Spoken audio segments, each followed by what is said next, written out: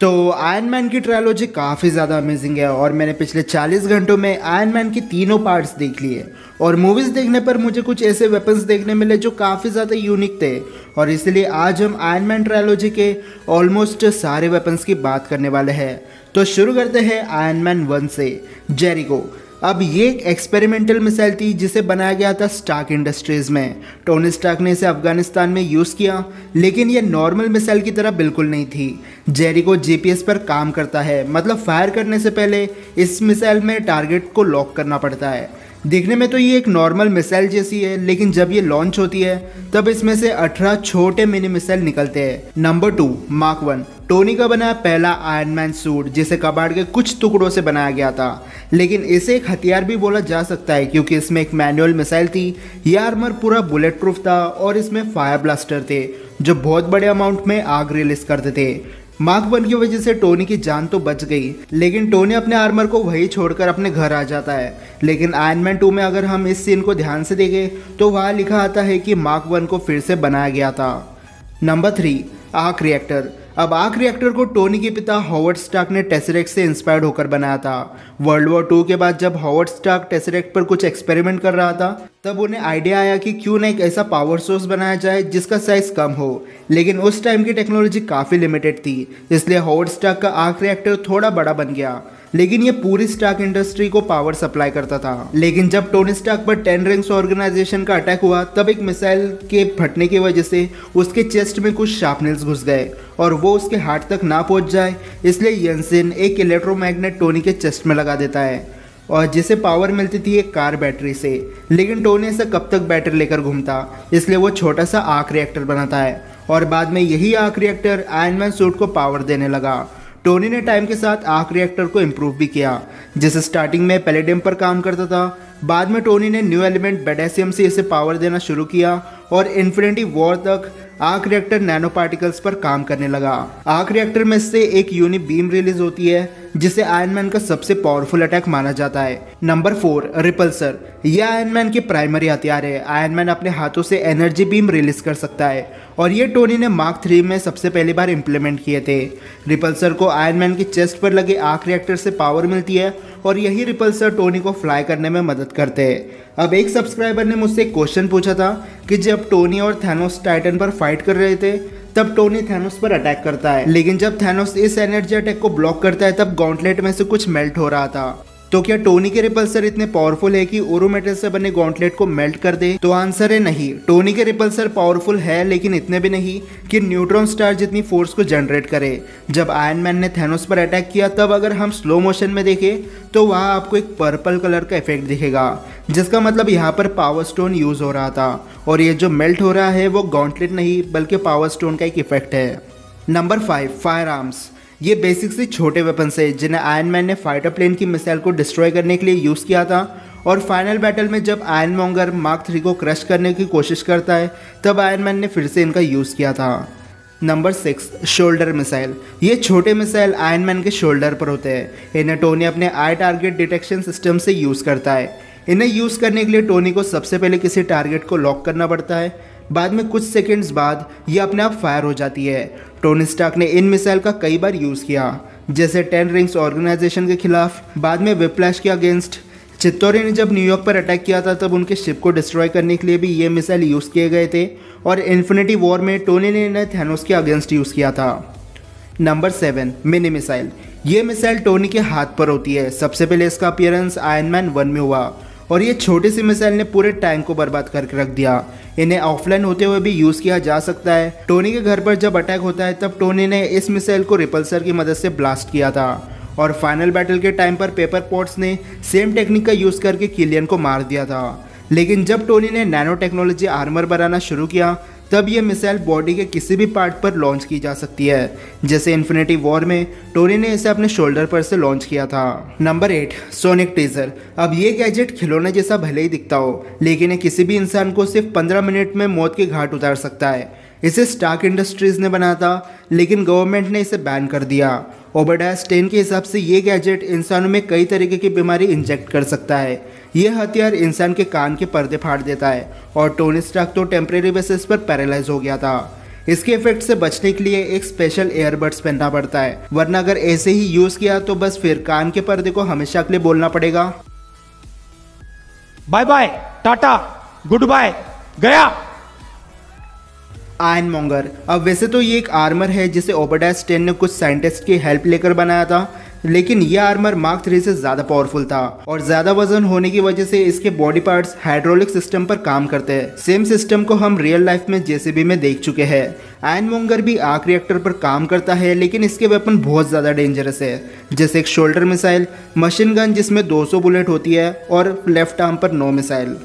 इससे पहले कि हम नेक्स्ट क्वेश्चन की बात करें, मैं आपको आज के स्पॉन्सर 1xBet के बारे में बताना चाहूँगा। 1xBet एक बेटिंग साइट और ऐप है जहाँ अगर आप इंटरेस्टेड हो तो बहुत सारे पैसे कमा सकते हो, क्योंकि यहाँ पर cricket, football, tennis, chess, badminton, baseball और स्पेशली मेरा फेवरेट मोटर स्पोर्ट जैसे बहुत सारे गेम्स है जिन पर आप बेट लगा सकते हो। और अगर ये सब अच्छा ना लगे तो स्पोर्ट्स गेम्स भी है, like injustice, league of legends, मॉर्टल combat और फीफा जैसे बहुत सारे। और अब ये आपके ऊपर डिपेंड करता है कि आपको क्या पसंद है। वैसे इसमें बहुत सारे गेम्स भी है जिन्हें खेल कर आप पैसे कमा सकते हो। 1xBet बहुत सारे स्पोर्ट्स ऑर्गेनाइजेशन के पार्टनर होने के साथ उनको स्पॉन्सर भी करती है, और अगर आप मेरा प्रोमो कोड यूज़ करते हो तो आपको बोनस भी मिलेगा, तो ट्राई करके देखो। अब शुरू करते हैं आयरन मैन 2 के वेपन्स। तो फर्स्ट है इलेक्ट्रो केबल्स। ये केबल्स इवान वैंकोर ने बनाए थे। इवान ने बड़े वाले आर्क रिएक्टर को रिवर्स इंजीनियर करके न्यू छोटा वाला आर्क रिएक्टर बनाया, और यही इन केबल का पावर सोर्स है। व्हिप्लैश ने अपने केबल से F1 कार्स को कट कर दिया था, और मार्क 5 आर्मर तो लगभग खत्म हो चुका था, लेकिन इवान यही नहीं रुका। उसने अपने सूट को अपग्रेड किया और पावरफुल बना दिया। इस बार ये केबल्स इतने पावरफुल थे कि इवान ने अकेले आयरन मैन और वॉर मशीन को लगभग हरा दिया था। Ex wife. अब ये 4 इंच की मिसाइल है जिसे हैमर इंडस्ट्रीज ने बनाया था। जस्टिन हैमर ने कहा था कि ये मिसाइल लाखों की तादाद को पल भर में ख़त्म कर सकती है, लेकिन जब रोडी ने इसे यूज़ किया तब ये फेल हो गई।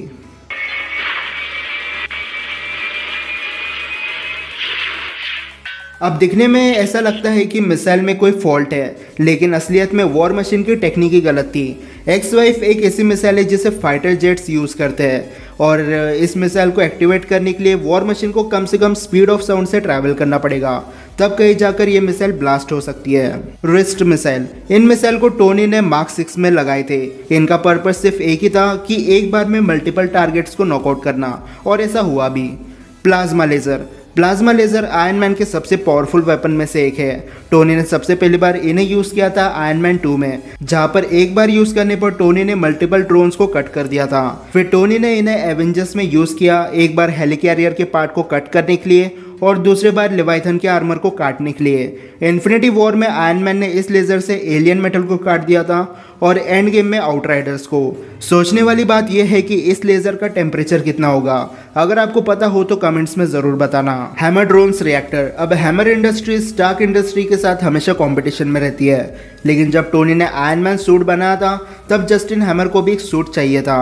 हैमर ने इवान को हायर किया आर्मर बनाने के लिए, लेकिन उसने आर्मर की जगह ड्रोन्स बना दिए जो काफ़ी ज़्यादा पावरफुल और डेंजरस थे। लेकिन जब टोनी और रोडी ने व्हिप्लैश की बैंड बजा दी तब हमें पता चला कि आइवन ने पहले ही सारे ड्रोन्स में एक टाइम बॉम्ब फिट करके रखा था। अगर ये ड्रोन्स एक्सपो के टाइम पर खुद को सेल्फ डिस्ट्रक्ट करते तो शायद वहाँ की सारी ऑडियंस मारी जाती। अब बात करते हैं आयरन मैन 3 के वेपन्स की। तो फर्स्ट है टेली हेडसेट। अब दिखने में तो ये नॉर्मल एक हेड गैजेट की तरह है, लेकिन इसकी मदद से टोनी स्टार्क घर बैठे मार्क 42 को कंट्रोल कर सकता है। जब किलियन के लोग प्रेसिडेंट के प्लेन को हाईजैक कर लेते हैं तब इन्हीं हेडसेट की मदद से टोनी मार्क 42 को कंट्रोल करता है और प्लेन से गिरे हुए लोगों की जान बचाता है। ये हेडसेट टोनी को अपने हेलमेट की तरह HUD स्क्रीन प्रोवाइड करते हैं। HUD मतलब heads up display. Harley potato gun. अब ये गन हार्ले कीनर ने बनाई थी, वही बच्चा जिसे हमने आयरन मैन 3 में देखा था। ये बच्चा अपनी एज के हिसाब से काफ़ी ज़्यादा इंटेलिजेंट था। इसके पास डब्बे भर के इलेक्ट्रोमैग्नेट्स थे और इसने खुद को प्रोटेक्ट करने के लिए एक गन बनाई थी जिसमें से छोटे पोटैटो फायर होते हैं। Tony Stark handmade weapons. तो जब टोनी स्टार्क मैंडरिन को पकड़ने जाता है तब उसके पास उसका आर्मर नहीं था, इसलिए टोनी कुछ बेसिक चीज़ों से वेपन बनाता है, जैसे एक नॉर्मल रोप, इलेक्ट्रिक टेजर, एक प्रेशर गन, टॉय बॉम्ब और एक इलेक्ट्रिक हैंड ग्लव। और इन्हीं बेसिक से वेपन की मदद से टोनी ने मल्टीपल बॉडीगार्ड्स को नॉकआउट कर दिया था। Iron Legion. अब एल्ड्रिच किलियन जब पेपर पॉट्स को किडनैप कर लेता है तब टोनी स्टार्क उसे रेस्क्यू करने जाता है, लेकिन वहां जाने के बाद टोनी स्टार्क को पता चलता है कि वहाँ ऐसे बहुत सारे लोग हैं जिनमें बहुत ज़्यादा गर्मी थी और टोनी अकेले उन सबसे फाइट नहीं कर सकता था। इसलिए जारवेस से कहकर टोनी आयरन लीजन या हाउस पार्टी प्रोटोकॉल को बुलाता है।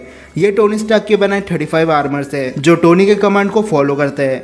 इन सारे आर्मर्स के पास अपनी एक स्पेशल एबिलिटी है, जैसे कोई खुद का कलर शिफ्ट कर सकता है, कोई बहुत ज़्यादा स्ट्रांग है तो कोई बहुत ज़्यादा फास्ट मूव कर सकता है। मैंने इन पर एक डेडिकेटेड वीडियो बनाकर रखी है, अगर आपको देखना है तो आई बटन पर आप देख सकते हो। नेक्स्ट है एक्सट्रीमिस। अब एक्सट्रीमिस को माया हिंसन और एल्ड्रिच किलियन ने बनाया था। ये बेसिकली ह्यूमन के जेनेटिक को मैनिपुलेट कर देते हैं। मतलब जैसे ही किसी पर एक्सट्रीमिस का एक्सपेरिमेंट किया जाता है तब उसके बॉडी का टेम्परेचर बहुत ज़्यादा बढ़ जाता है, इतना कि वो मुंह से आग उगल सकते हैं। एक्सट्रीमिस छोटे मोटे बॉडी डैमेज को तो हील कर ही सकता है, लेकिन साथ में बॉडी के पार्ट्स अगर कट जाए तो वो उसे रीजनरेट करने में भी मदद करता है। और जो एक्सट्रीमिस का शिकार है अगर वो चाहे तो खुद का टेम्परेचर बढ़ाकर अपने आप को ब्लास्ट भी कर सकते हैं। अब जितने वेपन्स हमने इस वीडियो में डिस्कस किए हैं इससे ज़्यादा आयरन मैन की ट्रायलॉजी में वेपन्स थे, लेकिन कुछ गाइडलाइंस की वजह से मैं उन सारे वेपन्स की बात नहीं कर सकता। लेकिन अब आप मुझे कमेंट सेक्शन में बताओ कि आपको ये वीडियो कैसी लगी, और अगर आपको वीडियो पसंद आई होगी तो इस वीडियो को लाइक और शेयर करना बिल्कुल मत भूलना, और चैनल को सब्सक्राइब करना इसी वीडियो देखने के लिए। तो फिलहाल के लिए इतना ही, मैं मिलता हूँ आपसे अगले वीडियो में, तब तक गुड बाय।